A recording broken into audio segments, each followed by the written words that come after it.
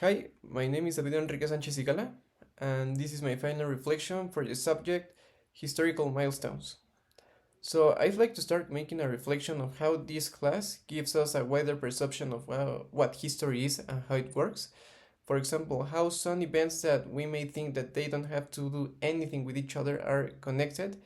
For example, the First World War led to World War II, and World War II led to some conflicts like the Palestinian and Israeli conflict and the Korean War, the Vietnam War, how history is connected in many ways and how it's something that is made by everyone.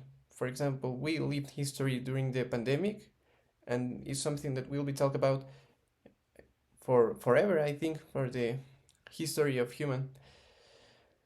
Also, I'd like to talk about how the reflection logbook was a great way for us to have a better understanding of the assignments we had in and the subjects we had in class. For example, World War One, we had this activity where we had to read these letters sent by soldiers during the war because we have this big perception of war, these great battles, these great leaders and who led these great battles, but we don't really focus on how these great battles are made by individuals. And when you focus on these individuals, you realize that these are people that have a life too, well, had, and how they were human beings and how they were affected by it and how war affects everyone. This, I think, that was my favorite part of the class, and also working on the evidence one, I think that was my favorite part overall of the class, working with primary sources because I worked with the First World War, but more specifically with this character Lawrence of Arabia, which I consider him to be my favorite historical character ever, because I already had a perception about him, but it was something. This perception was made by movies and video games and shows, so it wasn't really a complete perception of who he was and what he did.